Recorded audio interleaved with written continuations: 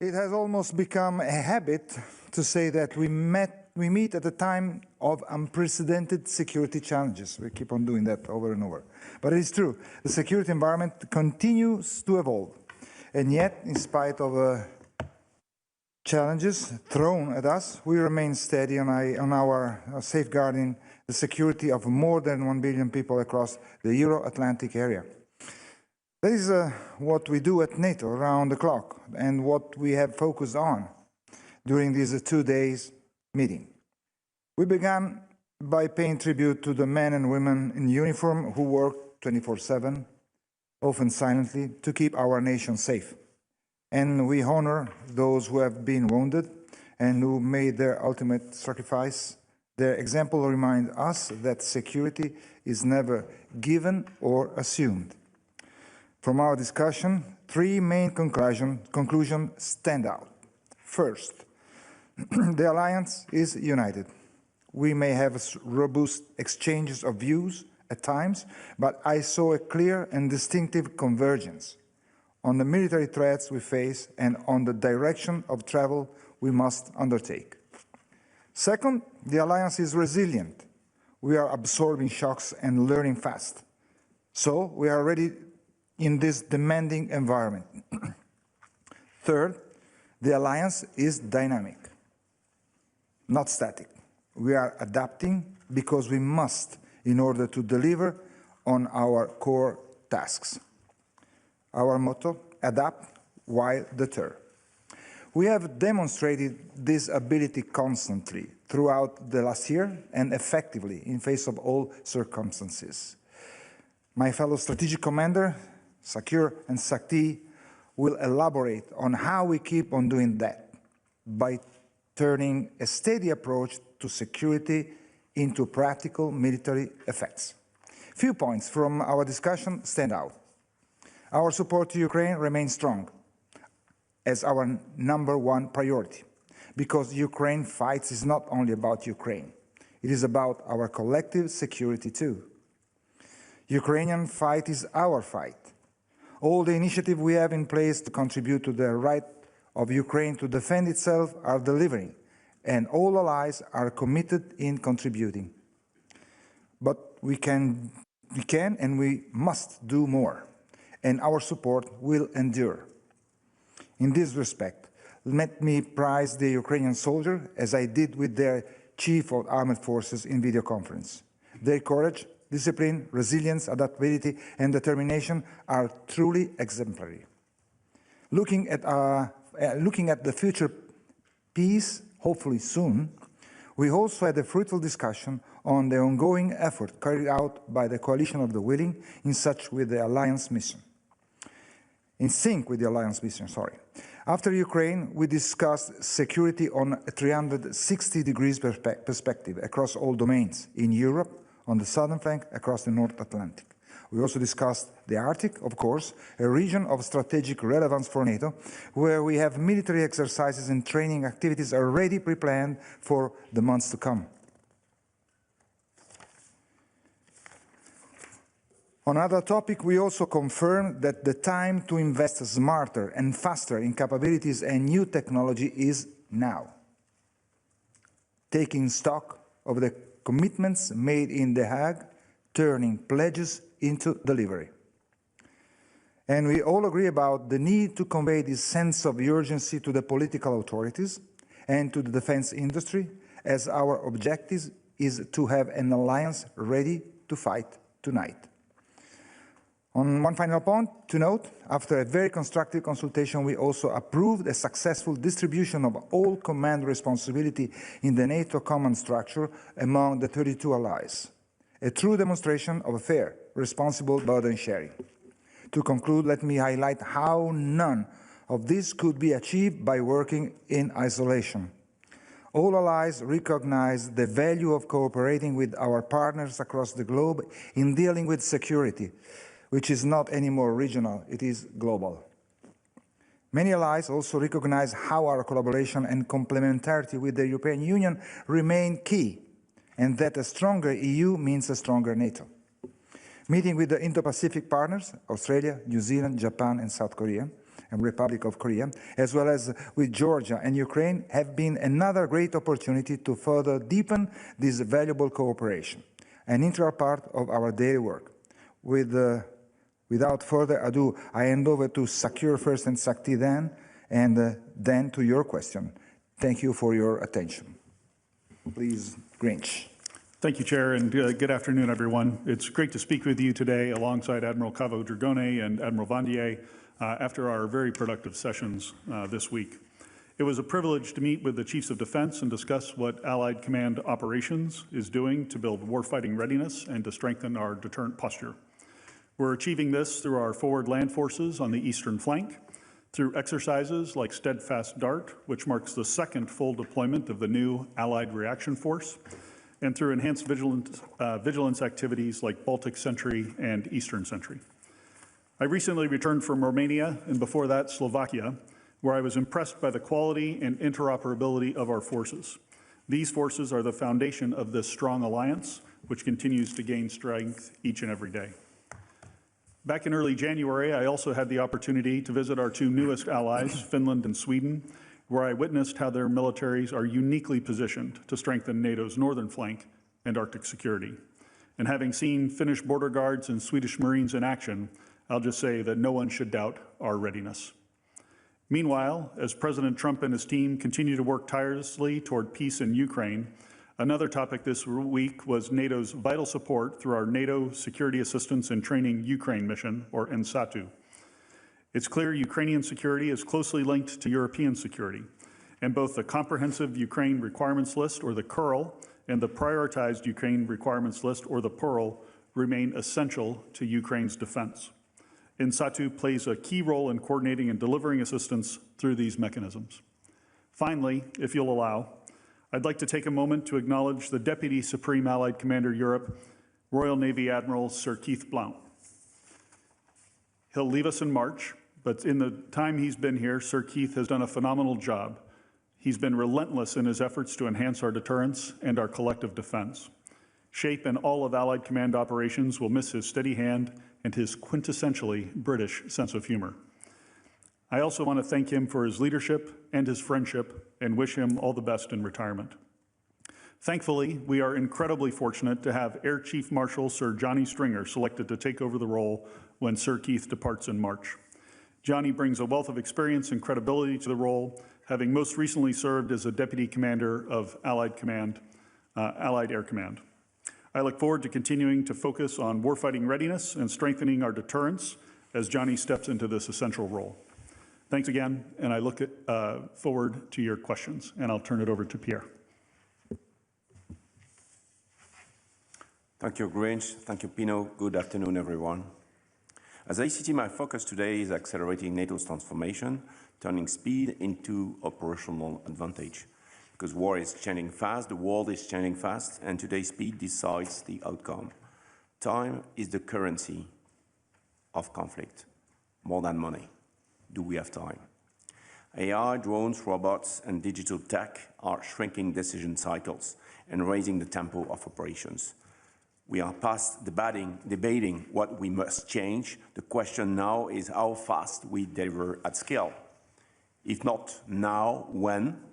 If not us, who? That's why we are here, to keep NATO ready for today's fight while preparing for tomorrow by focusing on what works now. At ACT, our job is clear: move the alliance from thought to action, be ready to win next wars, the best way to deter our adversaries and keeping our 1 billion plus citizens safe.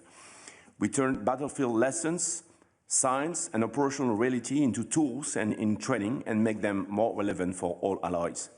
The 3.5 defense pledge gives us a real momentum for midterm capabilities.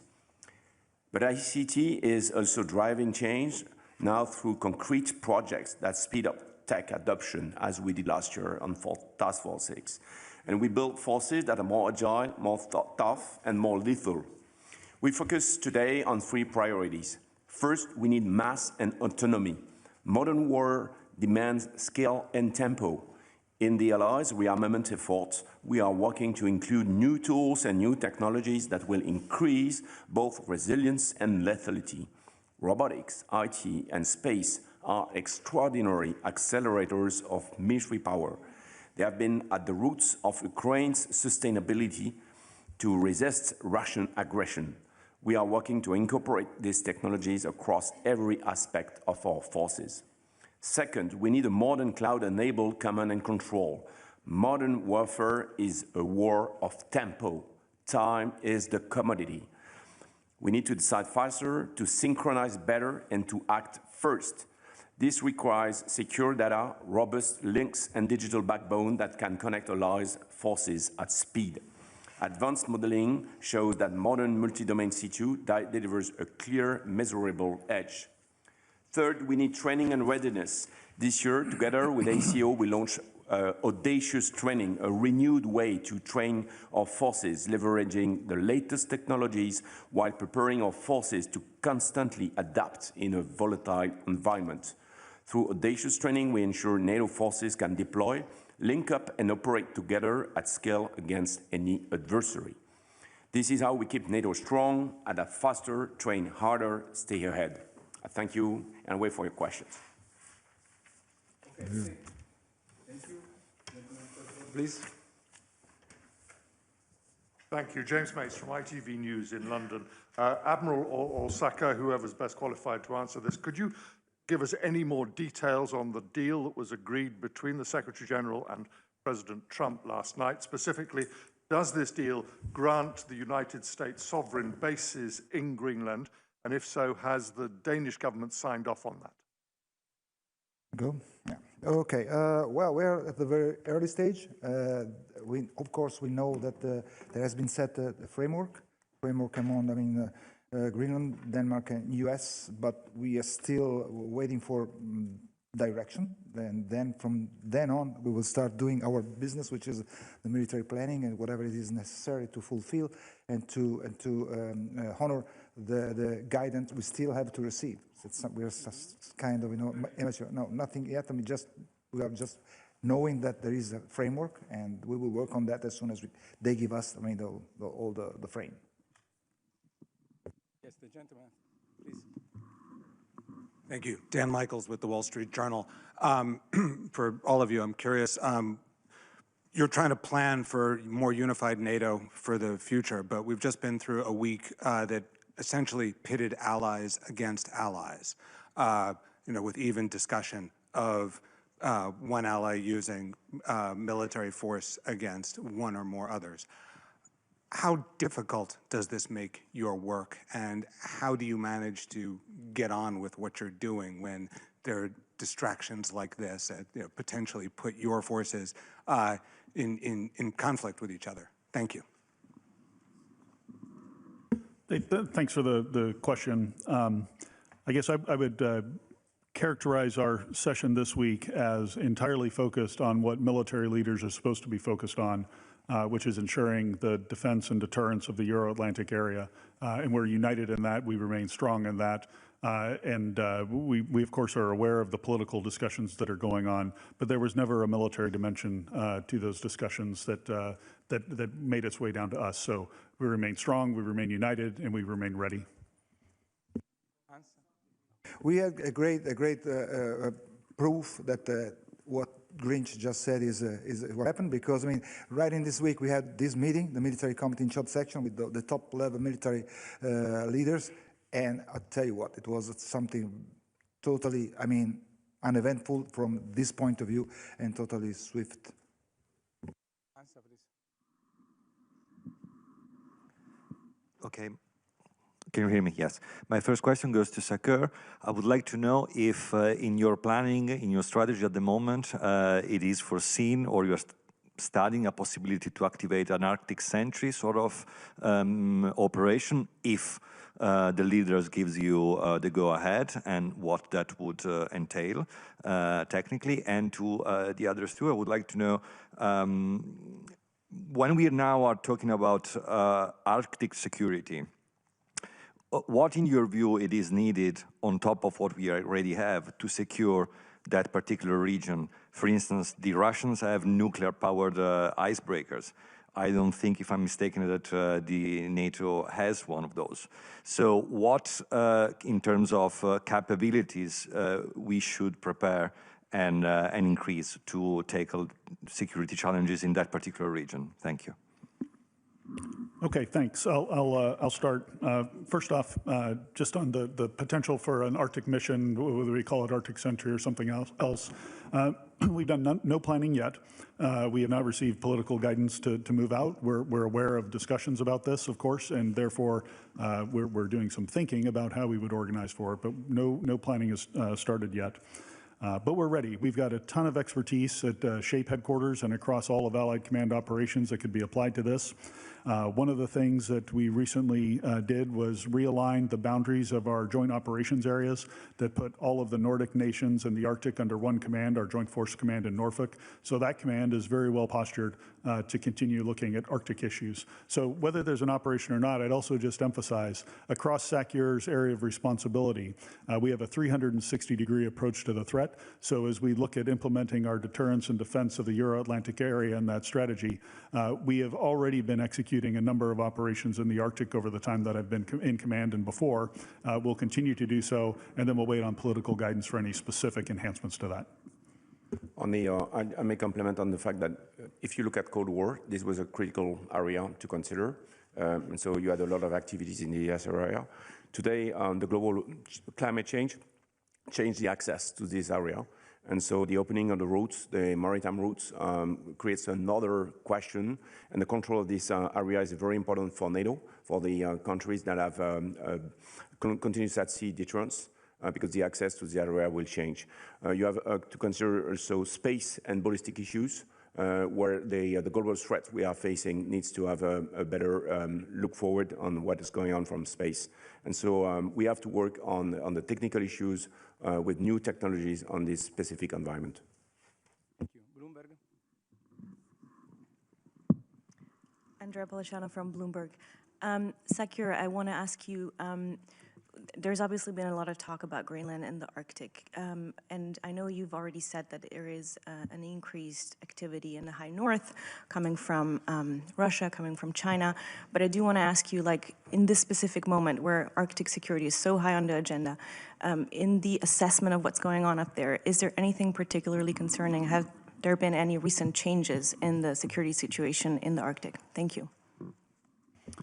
Yeah, really thankful for that question. I think one of the most concerning changes in the security situation has been the growing collaboration between Russia and China in the Arctic, and we've seen that over the last several years. It's been both in the maritime domain with increased joint patrols, as well as in the air domain with long-range bomber patrols being conducted jointly. So the activity that they're doing together is definitely increasing. At any time our competitors or our potential adversaries are doing that, it's something that we need to pay attention to. Go ahead. Thank you. Andrew Gray from Reuters. Very simple question for the Admiral and for SACEUR. Is Greenland currently sufficiently well protected? Well, and then you can complement. I think, I mean, we are having a lot of work going on. I mean, we have been planning that before anything, and just consider two indications pretty strong. I mean, we have in the past decided to have another Joint Force Command, Norfolk, which will be handling the area, and also the importance of the area has also indicated by, I mean, the two nations that were formerly they were neutral, and now they joined the alliance. I mean, Finland and Sweden. So it means that we are focused. We are focused also on the Arctic, and we are also getting more capability to be able to work and operate in that type of climate, which is challenging. But I would say yes, and we will do more. But Grinch. No, thanks, Chair. A couple of thoughts. There is ongoing activity in the Arctic that is being conducted not under the North Atlantic Treaty Organization or Allied Command Operations, but by a sister command, NORAD, the North American Regional Aerospace Defense Command, a bilateral command between two allies, the United States and Canada. That exercise is called Noble Defender. It's executing out of Pitafook Space Force Base. And we have Canadian fighters, we have U.S. tankers, and I stay very closely in touch with the commander of NORAD on these activities, as SACEUR's AOR overlaps with the NORAD Northcom area of responsibility. So there is activity going up there. I would just say, we also need to look forward a little bit. One of our jobs as military leaders is not just to think about the here and now, but how can those future threats that I manifest, that growing collaboration, how will that threaten us next summer cycle and the summer after that? And so some of the things that we need to do in the Arctic to enhance our security are long lead items, including installation of new sensors and detection capabilities. So all of those things are constantly in our cross-check, and we're constantly trying to enhance our posture and think of ways that nations can enhance our posture in the Arctic. Yes, the gentleman here. Thanks a lot. Max Delaney, AFP. A couple of questions for SACEUR. You say that you're not yet planning for any mission in the Arctic. Are you planning any exercises on Greenland in the near future after the discussions around Greenland? And then secondly, you have Eastern Sentry, you have Baltic Sentry, now potentially Arctic Sentry. All the focus in recent days has been on the Arctic. Do you feel that NATO risks being stretched too thinly, and that you risk losing focus on the main threat from the east? Thank you. No, thanks for the question. There are a few exercises that are planned upcoming in the Arctic over the coming months. I'll refer you to my public affairs officer, and he can get some details on that to you. But none on Greenland itself. As I mentioned, NORAD is executing some of those exercises in close coordination with us, but none on Greenland. As far as if we are tasked to do some other vigilance activity, the alliance has plenty of capacity here to meet all the requirements, and leveraging the North American side of the Atlantic, the Transatlantic Alliance, to provide some of those capabilities, especially in the maritime and air domain. There's a lot of synergy with how we can do this based on the geography. Hello, Romanian Public Television. My question is for SACEUR. What key courses of action does the alliance intended to pursue this year to ensure the protection and strengthening of NATO's strategic interests in the Black Sea region? No, thanks. I was just in Romania over the last few, the early time of this week, and I guess a couple of things. We're doing a lot there right now in the Black Sea region. We have 2 forward land forces in Bulgaria, led by the Italians, in Romania, led by the French. And I was able to visit the French forward land forces. And maybe I'll just tell you a quick story. I think this is the heart of transatlantic solidarity. You had an American SACEUR go to visit our multinational Corps Southeast, commanded by a 3-star Romanian officer who had a Canadian sergeant major by his side. And then the 3 of us went out into the field to visit the colonel, the French colonel, the commander of the 501st Regiment, who formed the core of that forward land force. But it wasn't just French soldiers that were there. There were soldiers from Luxembourg, from Belgium, and from Spain. They were all part of that forward land force. And they told me about how they were coordinating with the Italian forward land force in Bulgaria to think about how they would coordinate their maneuvers under the multinational corps and multinational division that we have there. So you see all the nations that are involved in transatlantic security and the Black Sea region security in kind of one vignette, if you will. Of course, the land forces aren't the only domain that we're concerned about. Eastern Sentry is a big part of what we're looking at. There's, and that goes for counter-UAS capability and enhancing our counter-UAS detection and engagement capabilities. We've been working with Landcom and with SAC-T on options to take the lessons of Ukraine and reinforce Eastern Sentry with some of those capabilities. And of course, we're building a very flexible way to move larger missile defense capabilities and fighter capabilities to the point of need. So I think there's going to be a lot of activity in the Black Sea region. I'm extremely excited about it, having been there. And I hope to go back in summer because it was pretty cold. Terry, please. Thank you, Terry Schultz with DW over here. Thank you. To the General and the Admiral, first, a sort of technical question. SACEUR, are there any security gaps that could be improved if, for example, the United States had actual ownership of the land on which its hypothetical bases were sitting? I know that there's not a lot of precedent for that, but it's a question that's coming up. And then to you and the Admiral, Of course, you're reassuring everyone that Greenland is not in any immediate danger, but you have the Prime Minister of Greenland warning his citizens to prepare for an invasion. With any sort of 360-degree security, of course, what citizens feel is also part of your responsibility. So what would you tell the Greenlandic citizens who very much fear the current situation and not from Russia or China? Thank you.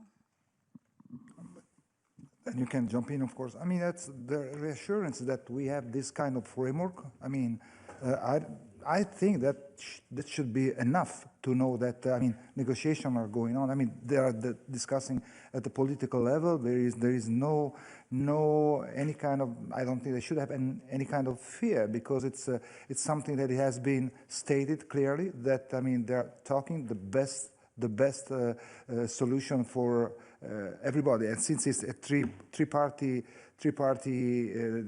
discussion, negotiation with Greenland, I mean, they are represented. So I think I'm pretty confident there should be no fear from my point of view, of just trying to put myself in their shoes.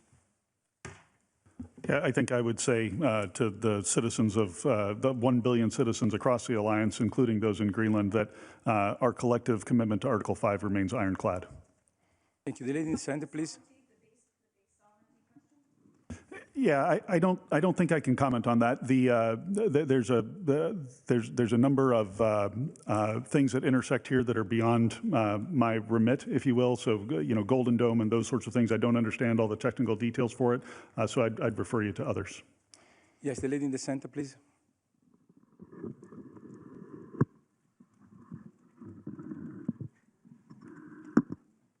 Hi, thank you. Laura Jakes with the New York Times, also for the General and Admiral Dragone, please.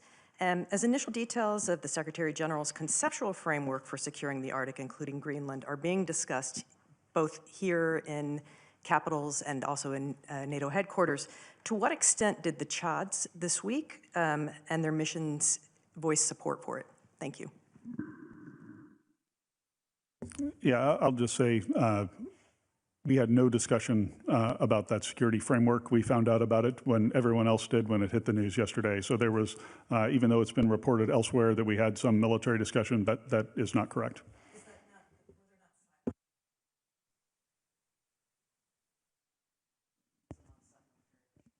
Not about that framework, no, ma'am.